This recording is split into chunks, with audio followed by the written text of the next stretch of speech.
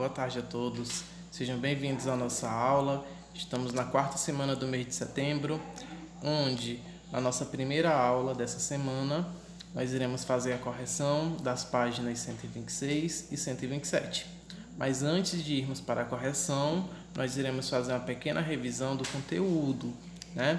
Havíamos estudado a multiplicação e a divisão de um número decimal por 10, por 100 e por 1000.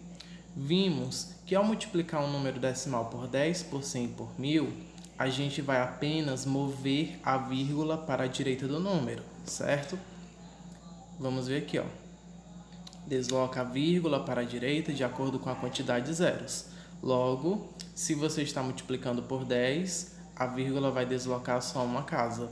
Por 100, como tem 2 zeros, vai deslocar 2 e por 1000, 3. Vamos ver os exemplos. Eu tenho no primeiro exemplo 2 inteiros e 56 centésimos vezes 10. Como 10 tem só um zero, então a vírgula vai deslocar uma casa para a direita do número. Se ela está entre o 2 e o 5, ela vai ficar entre o 5 e o 6. Sendo assim, eu vou ter 25 inteiros e 6 décimos.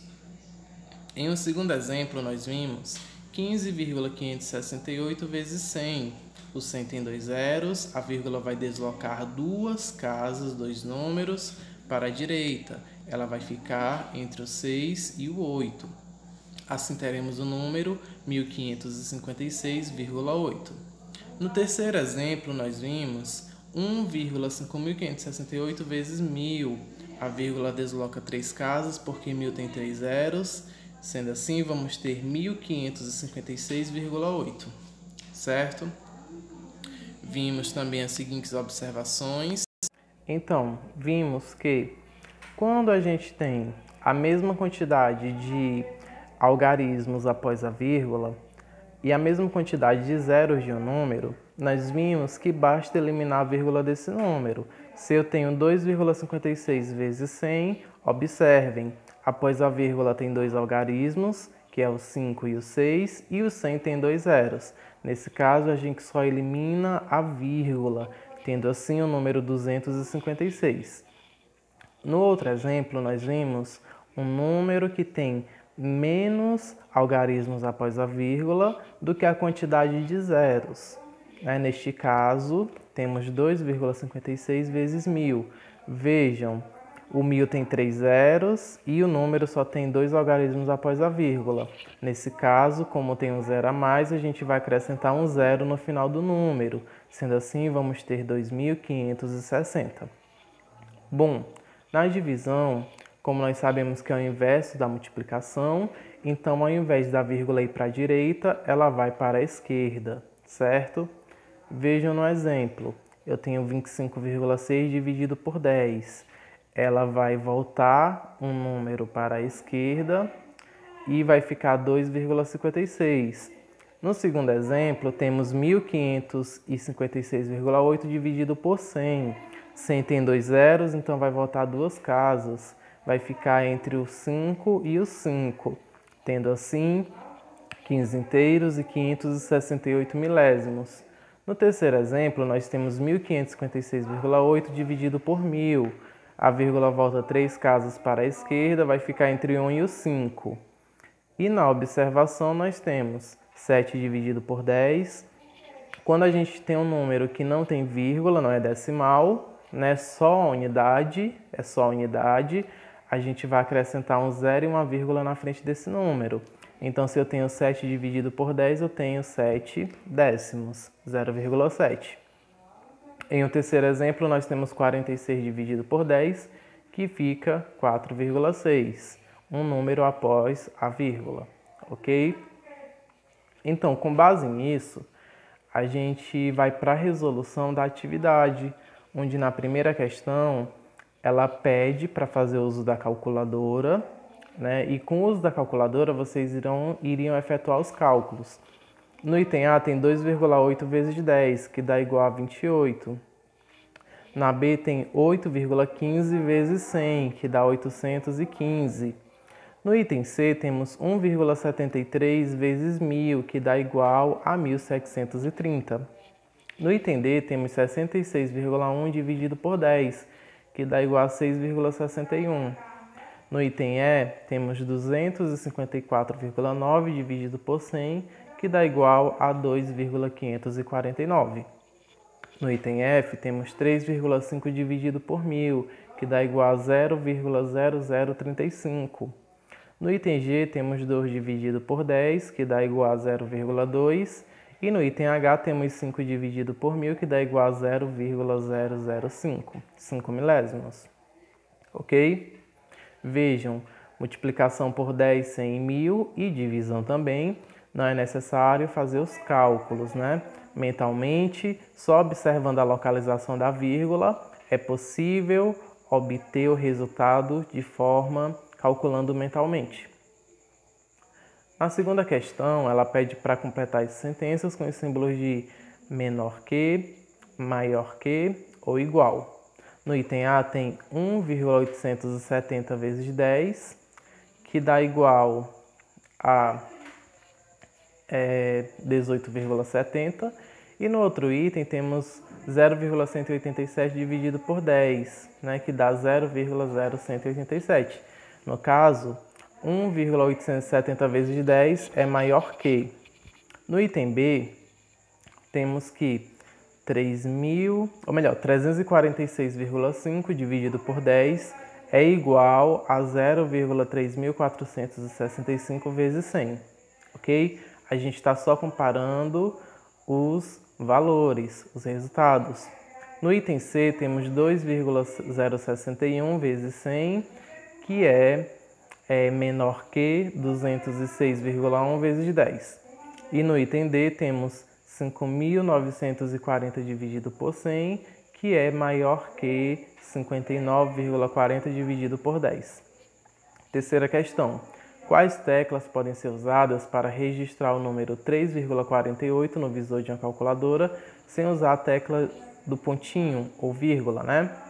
Então, sem teclar este botão, basta fazer a divisão de 348 por 100. Ao dividir 348 por 100, a gente obtém o número 3,48, ou seja, podem ser usadas as teclas 3, 4, 8, a tecla da divisão 1, 0, 0 e a tecla de igual, certo? Dando continuidade, temos a questão 4. A questão 4, ela pede para calcular o perímetro do decágono. Lembrando que esta figura é um polígono regular, que tem todos os lados com a mesma medida. E sabemos que o perímetro de um polígono é a soma das medidas dos seus lados.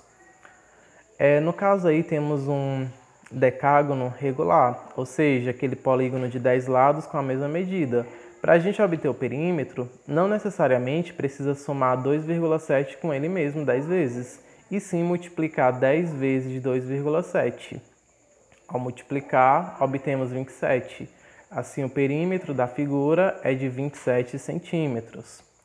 Na questão 5 diz, sabendo que a altura do térreo e dos demais andares de um prédio de 10 andares é 2,8 metros, qual a altura total desse prédio? Bom, pessoal, primeiro nós vamos multiplicar 10 vezes o valor de cada andar, que é 2,8 metros. Multiplicando 10 vezes 2,8, obtemos 28. Porém, ainda tem o térreo, né, que mede 2,8. Então, vamos somar 2,8 mais 28, que dá igual a 30,8. Assim, o prédio ele tem 30,8 metros de altura. Ok?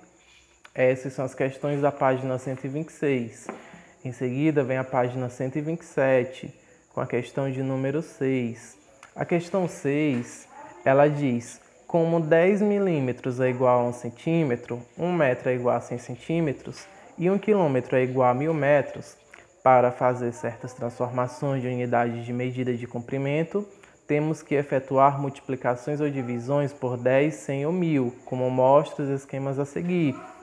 Então, podemos ver que para transformar de centímetro para milímetro, basta multiplicar por 10. Se você vai transformar de milímetro para centímetro, você vai dividir por 10. Se você vai transformar de metro para centímetro, você multiplica por 100. E se você vai transformar de centímetro para metro, você vai dividir por 100. Se você vai transformar de quilômetro para metro, você vai multiplicar por 1000. E se você vai transformar de metro para quilômetro, você vai dividir por 1000. Então, de acordo com esse esquema, vocês iriam completar cada igualdade com o número que a tornem verdadeira. No item A, 52,64 metros é igual a 5.264 centímetros, porque no caso, para transformar de metro por centímetro, a gente multiplica por 100. Na B, ele quer saber 35,9 centímetros em milímetros. No caso, a gente vai aí multiplicar, né, por 10 centímetro para milímetro e a gente obtém o número 359. Na C, ele quer transformar quilômetros por metro. No caso aí é só multiplicar por 1000. Sendo assim, a gente vai ter 3.914 metros. Na C, ele quer transformar 21,3 centímetros em metro, que no caso aí é só dividir por 100, que vai dar igual a 0,213. Na E, temos que 3,84 centímetros é igual a 38,4 milímetros. E na D, temos que 0,076 quilômetros é igual a 76 metros. Essas são as transformações da questão 6. Em seguida, temos a questão 7, que diz: para sinalizar parte de uma rodovia, serão instalados tachões refletivos, popularmente conhecidos como olhos de gato. Inicialmente, foram instalados 2 tachões, a distância de 37,5 metros um do outro. Entre eles, serão colocados mais 9 tachões, de maneira que a distância entre 2 consecutivos seja a mesma. Qual será em metros a distância entre 2 tachões refletidos consecutivos? Galera, de início a gente vai dividir a distância por 10, porque temos aí um total de 10 tachões. Ao dividir 37,5 por 10, a gente obtém 3,75. Assim, a distância entre 2 tachões refletivos consecutivos é de 3,75 metros, ok? Em seguida, temos a 8ª questão, que finaliza a nossa atividade, que diz: veja como foi feito o cálculo do desconto de 10% sobre o preço de um produto que custa R$ 85,00. De maneira parecida, vocês iam calcular. Então, como foi feito? Observem, como 10% é a 10ª parte de um total de 100%, eu dividi o preço do produto por 10, então o desconto do produto foi esse aí obtido, né? Então, a gente vai dividir, galera, por 10, certo? Conforme o nosso desenho aí ilustra. Então, vamos ter 43,70 dividido por 10, que dá igual a 4,37. Assim, eu obtive 10% desse valor. Na B, ele quer o valor que terá um produto que custava R$ 26,30 após um desconto de 10%. Então, nós temos R$ 26,30 dividido por 10, que dá igual a R$ 2,63. Agora, a gente vai diminuir, né? Ó, 26,30 menos 2,63, que dá igual a 23,67. Esse é o valor do produto após o desconto. Ele passou a custar R$ 23,67. Pessoal, essa foi a nossa atividade, né, dessa semana, que consistia na correção das questões da aula passada. Né? A gente vai continuar vendo o assunto de multiplicação envolvendo números na forma decimal nessa semana, mas hoje a nossa aula é somente essa.